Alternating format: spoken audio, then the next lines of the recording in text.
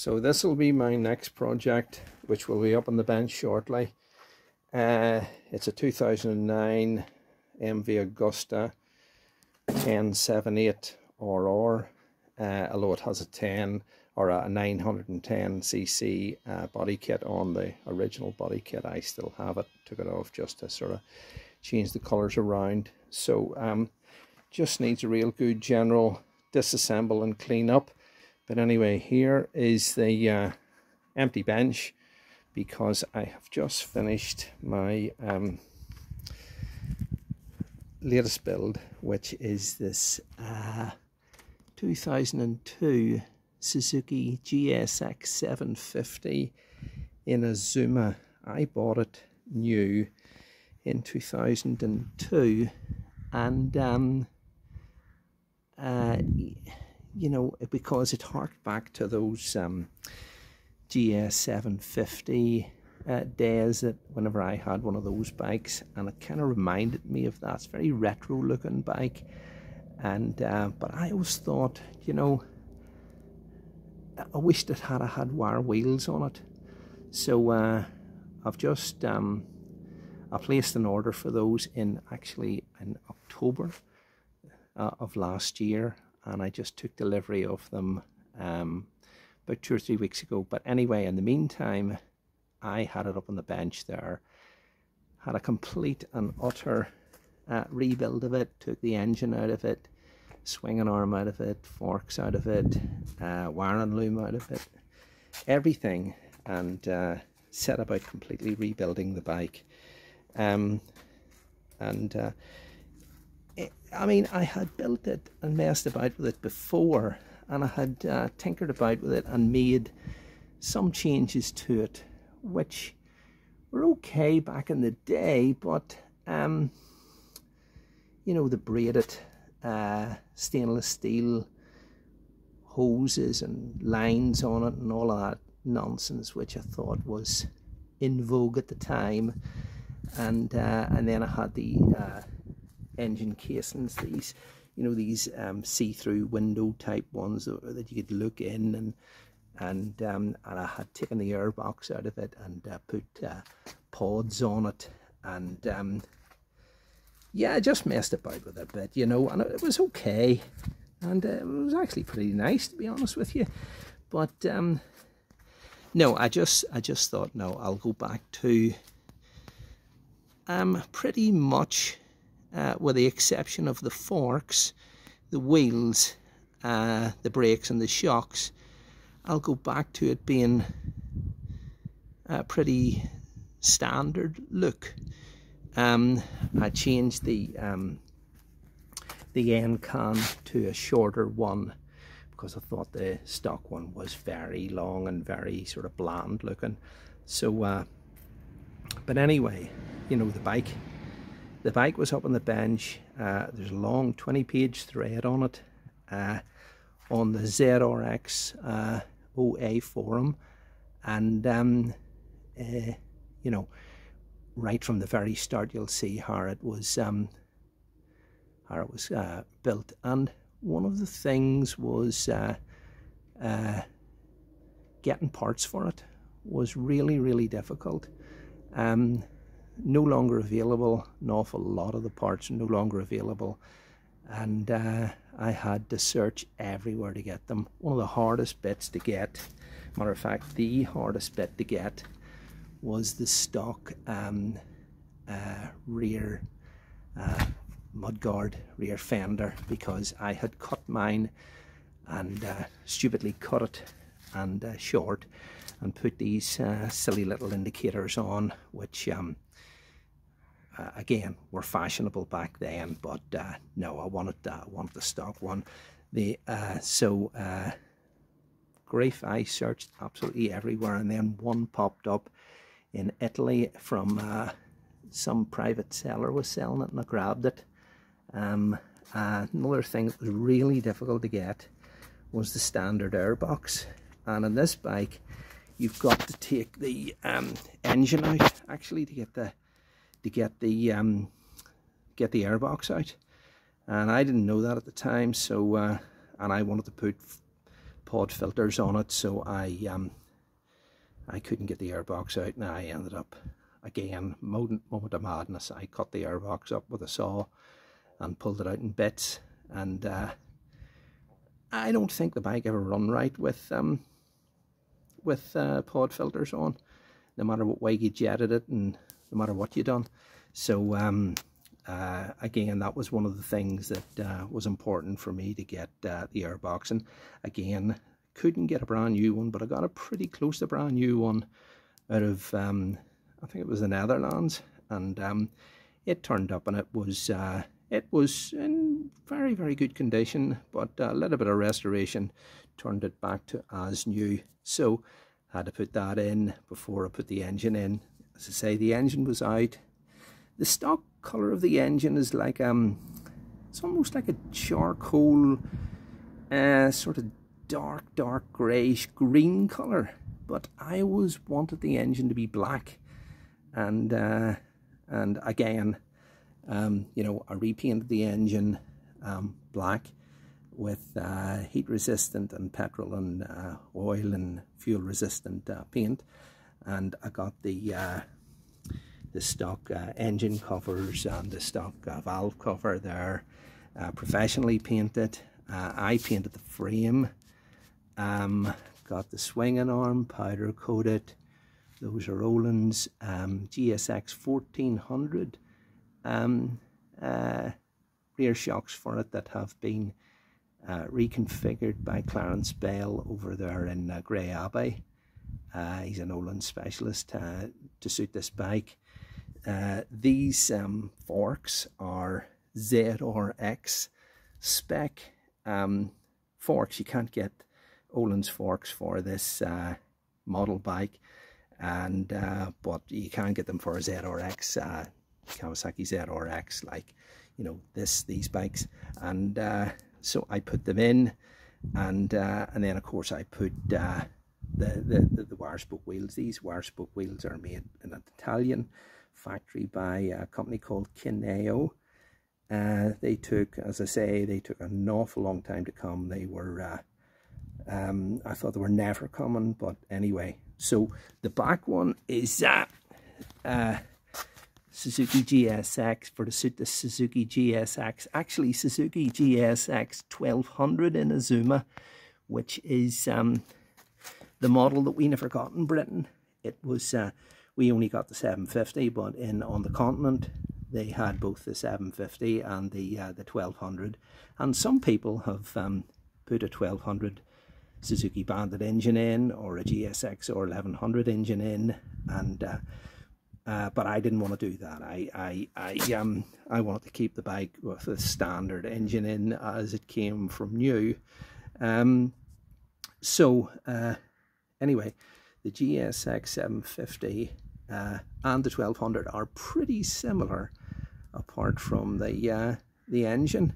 There are some subtle differences, like, you know, the front brakes take slightly bigger calipers, so the bottoms of the forks are slightly different to accommodate bigger calipers.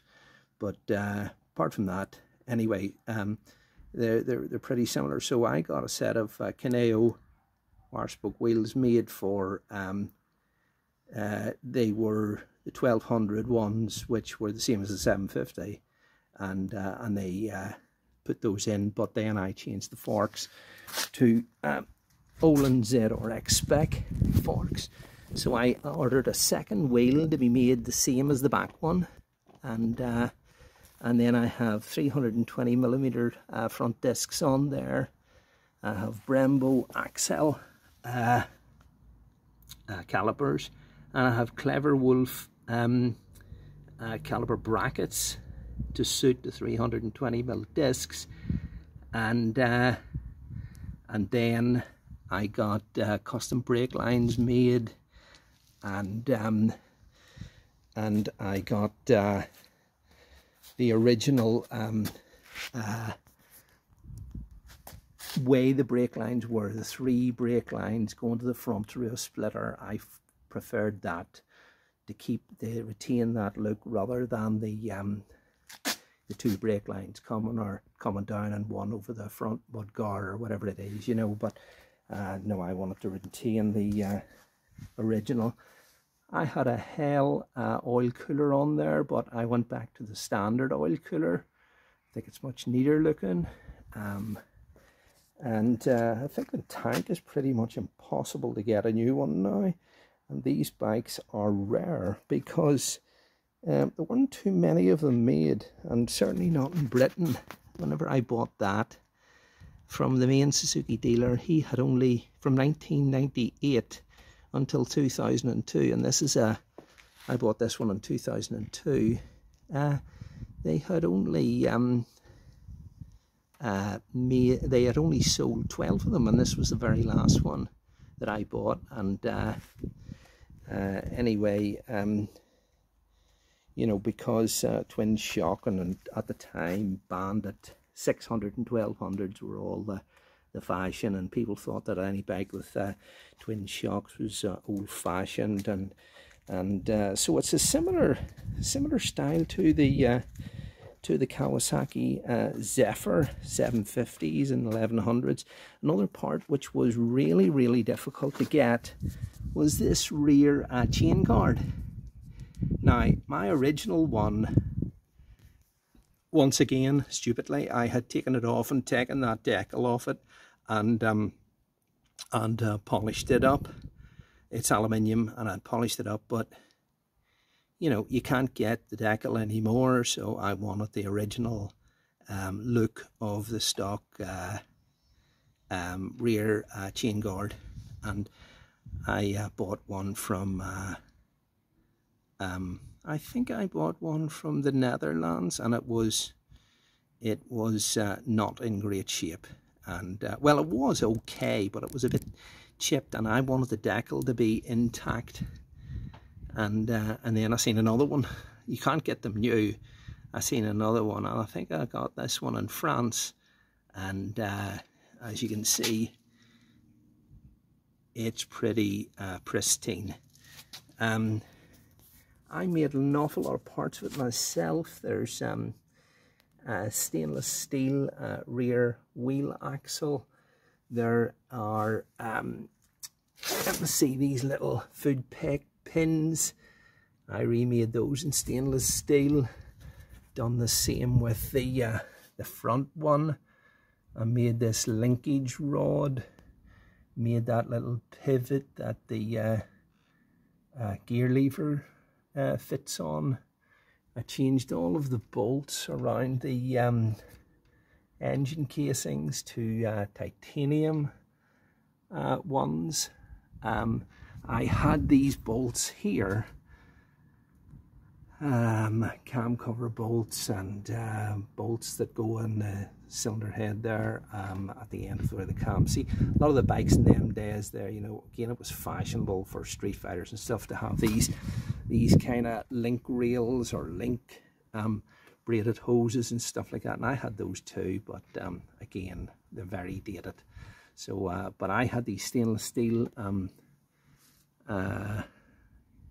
bolts, and from back in the day, and I put all those in. And another thing I bought was a new starter motor. I refurbished the alternator. These covers at the end of the oil cooler are impossible to get now too, so I restored my own. I made these little plates at the end of the pinch bolts, where the pinch bolts are on the bottom yoke, and I made a little sort of plate there from a piece of stainless steel, and then put in titanium bolts, so that when you ever, I mean, I wanted it powder coated the same as the swinging arm, but it's a casting and you can't get it to be just 100%, so I painted that myself. But then you don't want to put the bolts in and chew up the paint, so I made this little plate on there so that wouldn't happen. Same as these headlight brackets here. Let me see, redone the clocks, polished the top yoke, Rebuilt this master cylinder, got a new top for it. Actually had the original bar ends from new. And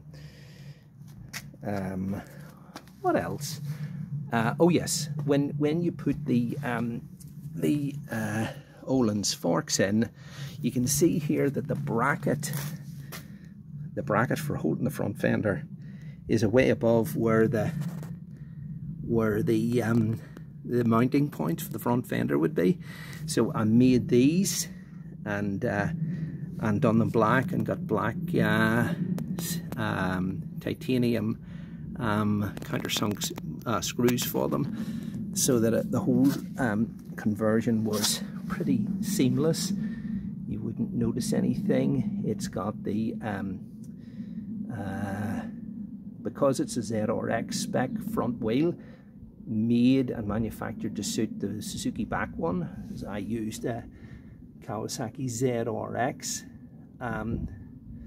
front wheel axle, and then I had to machine the front this nut here to suit it. That's a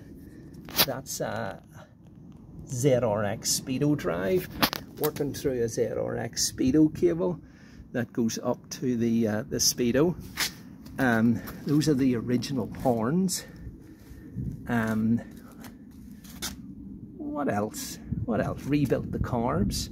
I put a Dynajet Stage 1 kit in, because I've changed the end can, and luckily I had a lot of parts that were you know, I had still left over from stock for over 20 years ago, since I bought the bike. One thing that I have to still address that hasn't been fully addressed yet is when I put this back wheel in, even though it was made for a Suzuki GSX Inazuma, the brake caliper, the stock brake caliper, would not work with the wheel. What was actually happening was, oh, I'll get round the other side and you can see the back of the brake caliper was here. Let me see, I'll touch it with the finger if I can get here. Was touching the spokes on the inside. So didn't know what I was going to do after waiting so long on the wheels. So what I had to actually do was, I have as you can see in the background there, I have two ZRX Kawasaki's, and I have this is a brake caliper hanger for Brembo, and it's made by a company in Japan called Active, and I pinched that off my ZRX just to see, and tried the Brembo caliper on it, and it worked. And I've got the clearance, as you can see there. See the clearance there between the back of the caliper and the spoke. I've got that. So I had to send for a new one, because I wanted to put the other one back on my Kawasaki. So anyway, that's a new one, but it's to suit a ZRX 1200, and a ZRX 1200 has a 250mm diameter rear brake disc, and Suzuki's one is 240. So the company the vendor who I bought the wheels through in England are having ISR in Sweden make me a new custom brake disc, 250mm in diameter, which is 10mm bigger than this one, and with the Suzuki bolt hole spacing, etc. And then I had to do a little bit of machining on the thing to get it to work in with the torque arm, and get everything to work out right, which fortunately it does perfectly. So and I of course made these wee things for the bottom of the center stand. Made them ages ago, and they're a bit scuffed, and as you can see, obviously in use, but got the center stand powder coated there, so I didn't want that chipping off, and I just put those back on again. And I think that's pretty much it. Still had these grab rails, which are pretty impossible to get to. Even had the wee, see these wee rubber caps here that go onto the end of the Allen bolts. You know, they are like that. They are still had those. Had these covers here for the end of the airbox. Bought a new fuel filler cap here, because once again I wanted the bike pristine, and at one time back in the day I had put white paint in this thing, this recess here that says Suzuki, and again that was a mistake, didn't like it, wanted the stock one. I bought a new let me see, a new seat lock, so that it would be nice and fresh and black. A wee bit of polish on there, just knock that off. And yeah, it's all worked out just as I had envisaged it to be. It was a long project because there was just so much waiting time involved with the wheels, but you know, they really do finish the bike perfectly. And I've got these two ZRXs as well. This one here has all the bells and whistles on, carbon fiber wheels, and an over 10 swinging arm, and Yoshimura flat slide carbs, and then this one here would be my daily rider. So this is my latest baby here, and the last thing to do is to I suppose start it up. You hear it, put the choke on, turn the key on. Oh, it's one of those ones that you've got to pull. I'll have to get round the other side. This is a weird bike because you've actually got to pull the clutch in. Well, let's set the camera down for 1 second.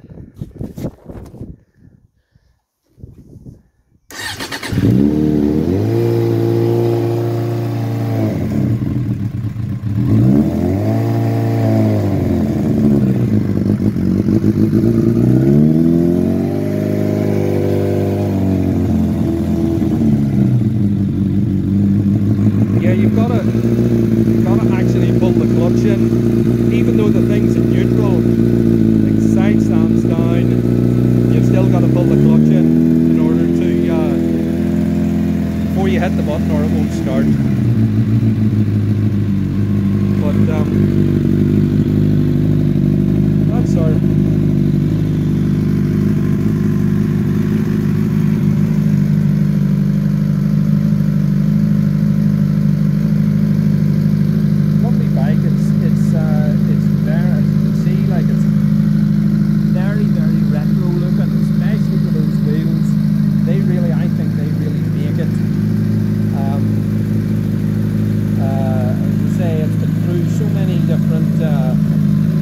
changes and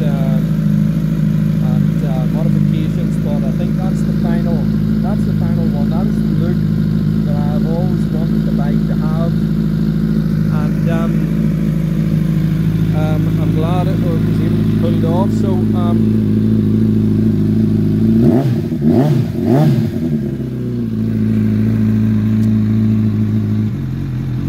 yeah. So that's it, guys. So I'll just leave it there, and you know, I have looked at many photographs on the internet over the years of Suzuki GSX Inazumas, both 1200 and 750, and I think out of the thousands of photographs, well, hundreds, if not thousands of photographs over 20 years, I think I've only ever seen, recently, I've only ever seen one with wire spoke wheels. And even then, it seems to be a popular thing with people with these bikes to chop the back end off them and turn them into a cafe racer.